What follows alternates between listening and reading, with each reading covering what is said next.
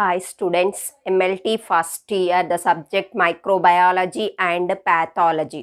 Today topic is contributions of scientists in the field of microbiology. Today topic is in the first unit historical introduction to microbiology. In that the topic is contributions of scientists in the field of microbiology. Microbiology is the branch of biology. It deals with the microorganisms.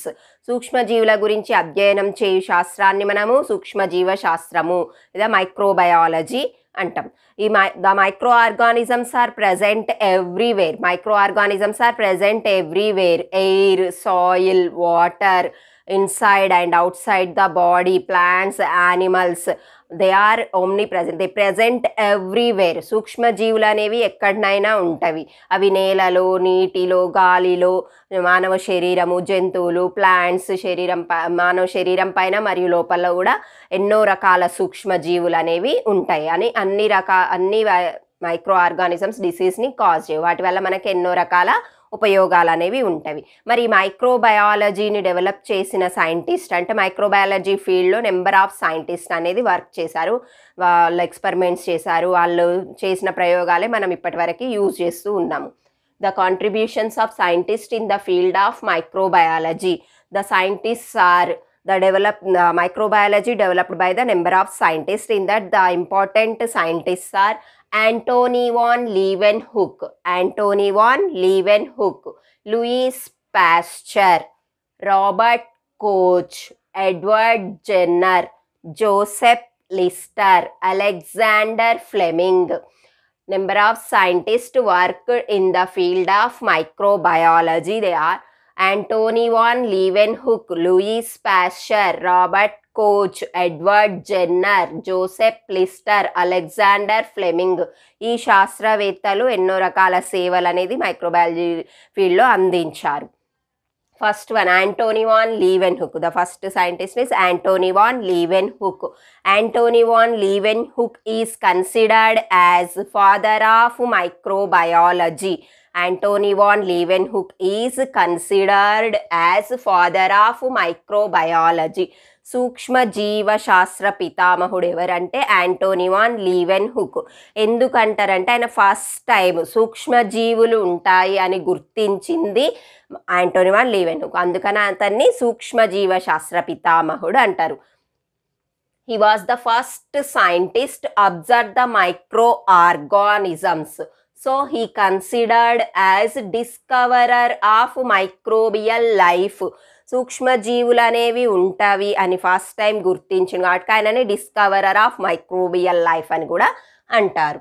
He was a cloth merchant. ఈయన వస్త్ర వ్యాపారి. His hobby was lens making. He is a lens maker. ఈయనకి కటకాలను తయారు చేయడము అలవాటు. ఈయనకి కటకాలను తయారు చేసే అలవాటు ఉంది. ఈయన వస్త్ర వ్యాపారి. He is a cloth merchant. His hobby was lens making. And he is from Delft, Holland. He belongs to Delft, Holland. Delft పట్టణానికి చెందిన అతను. And he construct single lens microscope. ఈయన ఫస్ట్ టైం సింగిల్ లెన్స్ మైక్రోస్కోప్ని తయారు చేశాడు. అంటే ఒకే కటకం ఉన్న సూక్ష్మదర్శినిని తయారు చేశాడు. ఒకే కటకం ఉన్న సూక్ష్మదర్శిని మనం ఉపయోగించే సూక్ష్మదర్శిని కాంపౌండ్ మైక్రోస్కోప్ అంటాం, సంయుక్త సూక్ష్మదర్శిని అంటాం. అందులో 2 రకాల కటకాలు అనేవి ఉంటాయి. ఆబ్జెక్టివ్ లెన్స్ ఉంటుంది, ఐ లెన్స్, ఆక్యులార్ లెన్స్ అనేవి ఉంటవి. కానీ తను తయారు చేసిన మైక్రోస్కోప్కి ఒకే ఒక లెన్స్ అనేది కలిగి ఉంటుంది. దాన్నే సింగిల్ లెన్స్ మైక్రోస్కోప్ అంటారు. ఈయన ఫస్ట్ టైం సింగిల్ లెన్స్ మైక్రోస్కోప్ని తయారు చేశాడు. ఆ విధంగా తను తయారు చేసిన మైక్రోస్కోప్ ద్వారానే ఎన్నో రకాల సూక్ష్మజీవులని అబ్జర్వ్ చేసిండు. ఈయన ఆ మైక్రోస్కోప్ యొక్క మ్యాగ్నిఫికేషన్ అనేది 200 to 300 టైమ్స్ మ్యాగ్నిఫికేషన్ పవర్ ఉంది. అంటే చూసిన దాన్ని 200 నుంచి 300 రెట్లు పెద్దదిగా చేసి చూపించడానికి మ్యాగ్నిఫికేషన్ అంటాం. ఆ విధంగానే ఎన్నో రకాల మైక్రోస్కోప్లని తయారు చేశాడు. Next, he observed plant structures, insect ice, blood, hair, fibres and fluids. ఆ విధంగా తయారు చేసిన మైక్రోస్కోప్ను ఉపయోగించి ఆయన ప్లాంట్ స్ట్రక్చర్స్ అంటే మొక్క యొక్క గింజలు ఆకులు వాటన్నిటిని కూడా స్ట్రక్చర్ని ఐడెంటిఫై చేశారు. బ్లడ్ సెల్స్ని, ఇంకా ఫైబర్స్ని, నెక్స్ట్ హెయిర్ని, ఇంకా ఫ్లూయిడ్స్ని ద్రవాలని కూడా అబ్జర్వ్ చేసిన. ఆయన తయారు చేసిన మైక్రోస్కోప్ ద్వారా వివిధ రకాల ద్రవాలని, ప్లాంట్ స్ట్రక్చర్స్ని, నెక్స్ట్ గింజలని, హెయిర్ని, ఫైబర్స్ని, ఈ విధంగా ఎన్నో రకాల ద్రవాలని కూడా ఈయన ఐడెంటిఫై చేసిండు. వాటిలలో ఎలాంటి సూక్ష్మజీవులు ఉన్నాయి అనేది గుర్తించిండు. Next he observed a large number of living little movable creatures in rain water, pond water and teeth scrapings. ఆ విధంగా తయారు చేసిన మైక్రోస్కోప్ ద్వారా ఈయన ఎన్నో రకాల సూక్ష్మజీవులను గుర్తించిండు. ఎక్కడ అంటే rain water, pond water, teeth scrapings, own teeth అంటే ఆయన పండ్ల పైన ఉన్న పదార్థాన్ని తీసి గమనించిండు.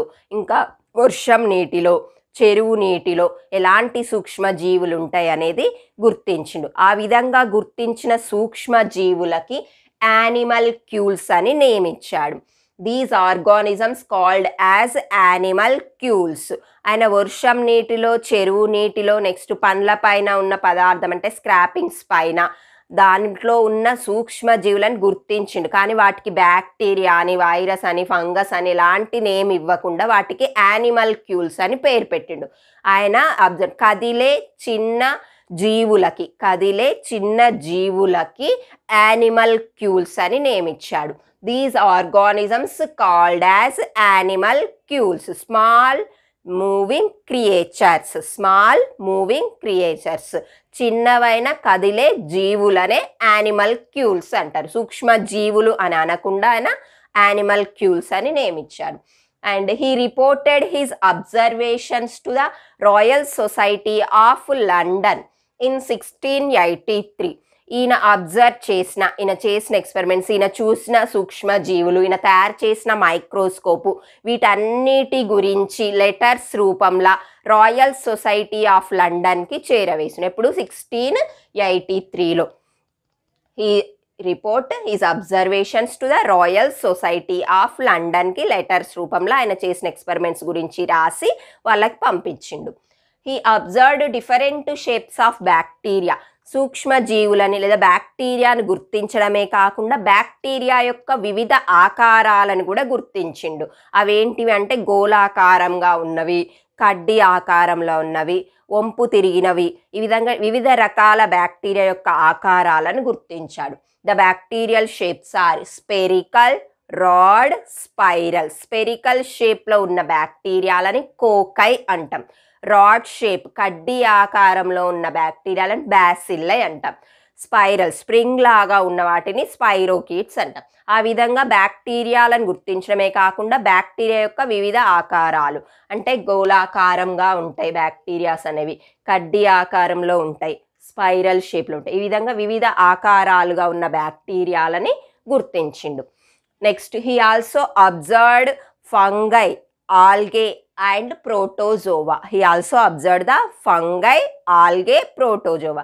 శైవలాలు, శిలీంధ్రాలు, ప్రోటోజోవాలను కూడా ఈయన గుర్తించిండు. And he also observe the optic nerve of a కవ్.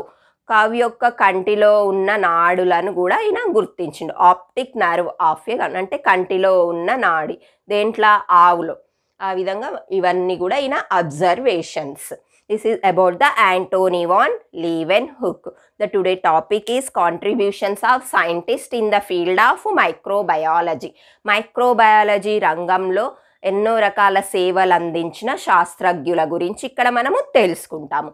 వాళ్ళు ఎవరు అంటే చాలామంది ఉన్నారు. అందులో ముఖ్యమైన వాళ్ళు వీళ్ళు: Antony van Leeuwenhoek, Louis Pasteur, Robert Koch, Edward Jenner, Joseph Lister and Alexander Fleming.